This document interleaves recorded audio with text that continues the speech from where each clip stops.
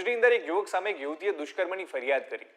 એ ફરિયાદ કર્યા પછી ખબર પડી કે આ ફરિયાદ ખોટી હતી, પણ જ્યારે આ વસ્તુની ખબર પડી એ વખતે બહુ મોડું થઈ ગયું હતું, કારણ કે એ વખતે યુવકે સુસાઇડ કરી લીધું હતું. ઘણા બધા યુવકો જોડે આવું થતું હોય છે, એમની સામે ખોટા રેપની ફરિયાદ થાય છે, પણ આવા કિસ્સાઓમાં કરવું શું? આનો જ અભાવ હોય છે, એટલા માટે થઈને સુસાઇડ જેવી ઘટના બને છે.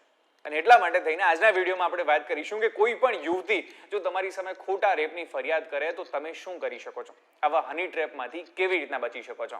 નમસ્કાર મિત્રો, હું છું મહેશ રાજગુરુ અને તમે જોઈ રહ્યા છો વાઇબ્સ ઓફ ઇન્ડિયા. પહેલા આપણે વાત કરીએ કે હની ટ્રેપ શું છે.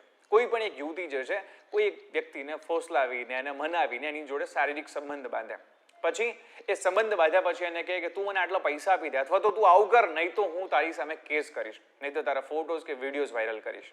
એટલા માટે શું થાય, સામેનો વ્યક્તિ પોતાની ઇજ્જત બચાવવા માટે થઈને જે પણ પૈસા માંગે આપી દે, અથવા તો શું કરે, સુસાઇડ.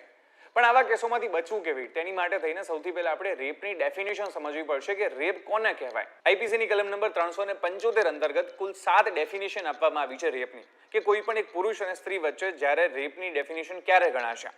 પહેલું છે કોઈ પણ સ્ત્રી છે એની ઈચ્છા વિરુદ્ધ, અગેન્સ્ટ હર વિલ.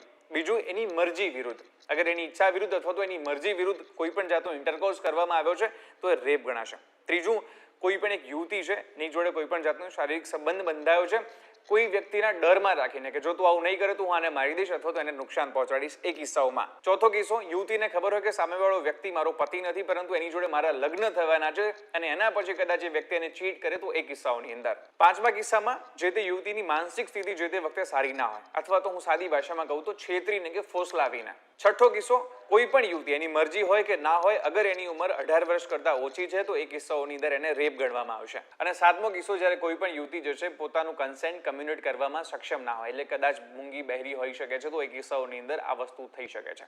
તો ટોટલ આ 7 કિસ્સાઓને રેપ આપણે ત્યાં ગણવામાં આવ્યો છે ઇન્ડિયન પિનલ કોડ અંતર્ગત. હવે આની અંદર એક વસ્તુ ધ્યાન રાખજો, કોઈ પણ યુવતી સાથે તમે કોઈ પણ શારીરિક સંબંધ બાંધો છો તો એ કિસ્સાઓની અંદર તમે એની જોડે કોઈ બળજબરી નથી કરતા, એ વસ્તુનું ખાસ ધ્યાન રાખવાનું છે. એની સાથે એની મરજી છે કે નહીં એ પણ ખાસ ધ્યાન રાખવાનું છે. તો આવા જ્યારે કોઈ પણ સંબંધ બંધાય છે તો એના પ્રૂફ હોવા તમારી જોડે જરૂરી છે કે તમે કોઈ પણ યુવતી જોડે સંબંધ બાંધો છો તો એની અંદર એની મરજી છે.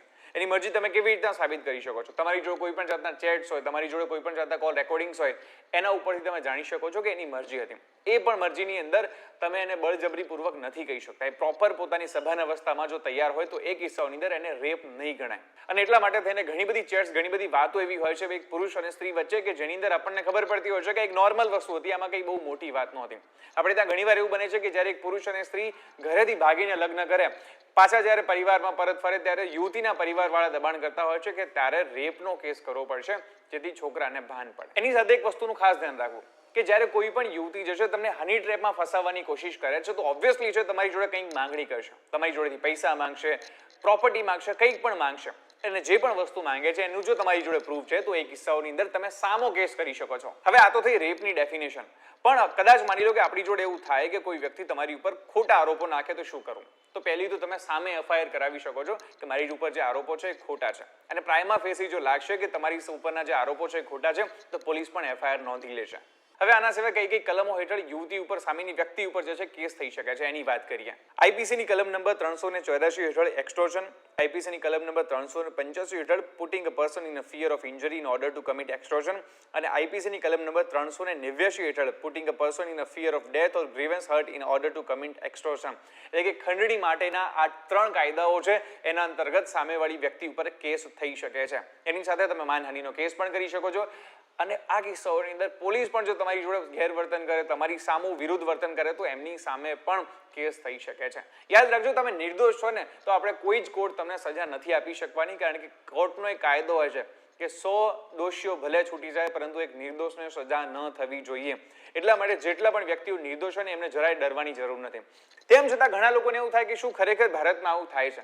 2021નો આંકડો છે એનસીઆરબીનો, એના અંતર્ગત અંદાજે 46,000 જેટલા રેપના કેસો નોંધાયા હતા, જેની અંદરથી 4,009 કેસો ખોટા હતા ફાઇનલ રિપોર્ટ પ્રમાણે. એનો મતલબ અંદાજે 8% આજુબાજુના કેસો ખોટા હતા. જસ્ટ ઇમેજિન 4000 લોકો પર શું વીતી હશે. અને એટલા માટે થઈને આ વિડીયો બધા જોડે શેર કરી દેજો, કારણ કે બહુ જ જરૂરી છે. ભવિષ્યમાં કોઈ જોડે આવું થઈ પણ શકે છે. ઓકે, એક ઇમ્પોર્ટન્ટ ઇન્ફોર્મેશન એ પણ આપી દઉં છું કે કોઈ પણ વ્યક્તિ જે છે પોતાની પત્ની જોડે શારીરિક સંબંધ માણે છે તો એ વસ્તુ જે છે રેપના કિસ્સામાં નથી આવતી. તો આશા રાખું છું કે આપ સૌને આજનો વિડીયો ખૂબ જ ગમ્યો હશે અને આ વિડીયોને તમારે બધા જોડે શેર કરી દેવાનો છે અને વિડીયો કેવો લાગ્યો એ કમેન્ટ કરવાનું ચૂકતા નહીં. અને આવા જ વિડીયો સાથે હું તમને મળતો રહીશ વાઇબ્સ ઓફ ઇન્ડિયા ઉપર. ધન્યવાદ.